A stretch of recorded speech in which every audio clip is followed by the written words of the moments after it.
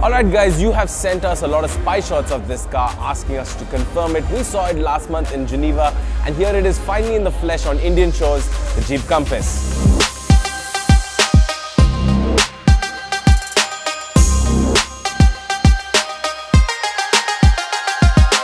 FCA launched the Jeep brand in India about 8 months ago with the Wrangler and the Grand Cherokee. Jeep did promise us that in 2017 they're going to come up with a car that's made in India and is going to be incredibly competitive, and this is it. So let's get into it, shall we?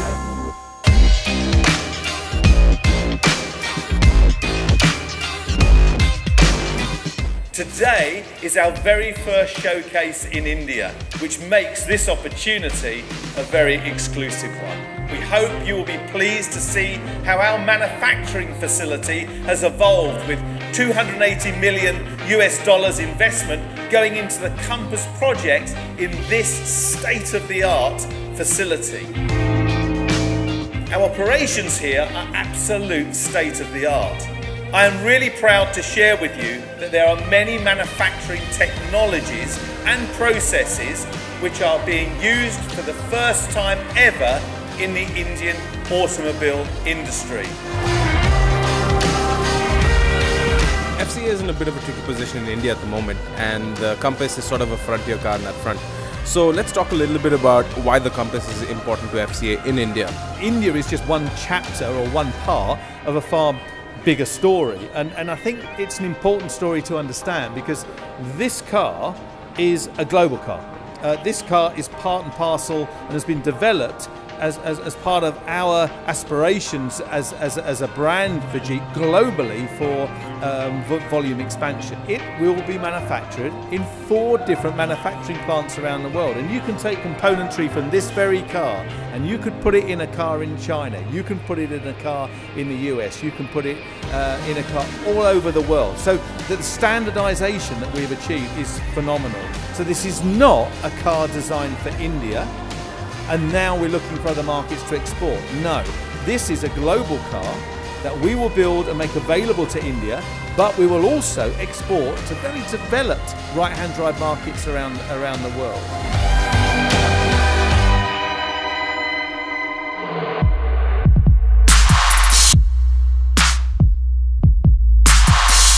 Now when it comes to the exteriors of the car, it's sort of in the middle of a Grand Cherokee and a Wrangler, but it still maintains those quintessential Jeep elements. For example, you have that imposing 7-slatted chrome front grille, you have these trapezoidal beefy wheel arches, but in addition to that, the designers tell us that they have borrowed a lot of interesting cues for inspiration. For example, the SR-71 Blackbird and even Iron Man's suit makes a little bit of an appearance in the car. In addition to that, the lines on the car have been aerodynamically tuned to ensure more fuel efficiency and reducing wind noise in the cabin.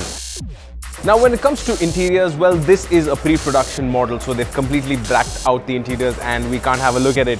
But if you'd like to get a look of the interiors, do check out a Geneva video of the Jeep Compass Trailhawk version to get a clear idea of what the interiors are like if you're curious.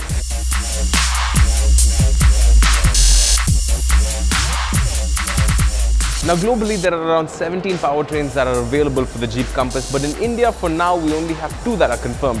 A 1.4-litre petrol that produces 160 bhp and 250 Nm of torque, and a 2-litre diesel that produces over 170 bhp and 350 Nm of torque, mated to a choice of 2 gearboxes, a 6-speed manual and a 7-speed dual clutch.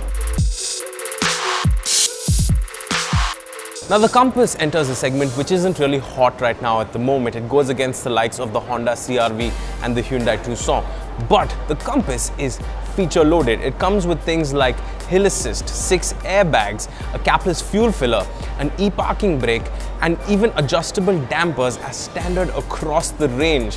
Now that is impressive, but how is this going to impact the price? And for that, unfortunately, we have to wait just a little bit longer once the car is launched later this year in June.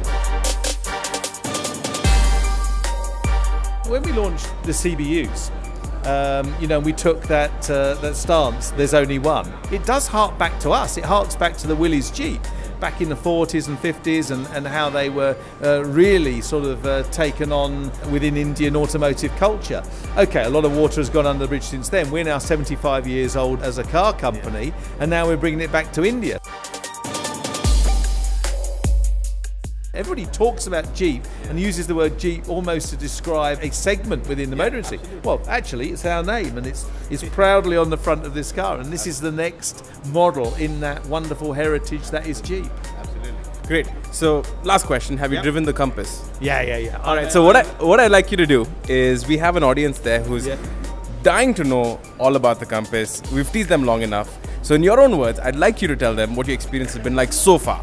This car is very, very special. So I recently drove this car probably a few months ago from here to Goa, and through all the different terrains to Goa. It is awesome. The handling, the ride. For me, this car's got so much sophistication and gravitas that you're not finding in the competition. I think that's because the DNA is right in the heart of this car. As I say, I think earlier, that, just think of the suspension systems, this independent all-round setup. It's so sure-footed. So it's a revelation, and even more exciting, this was manufactured here. We're very excited. It's a great car. I'm very confident, and it's a great car. It's a great car. All right, thank you very much for your time, Mr. Flynn. Thank you. You have a nice day. The Jeep Compass, well, it certainly looks very exciting, and we'll have to wait till about June once they officially launch the car and we get behind the wheel. But in the meantime, you can tell us what you thought about the car in the comment section below, and as always, don't forget to stay subscribed and notified. I will see you in a bit. Bye-bye.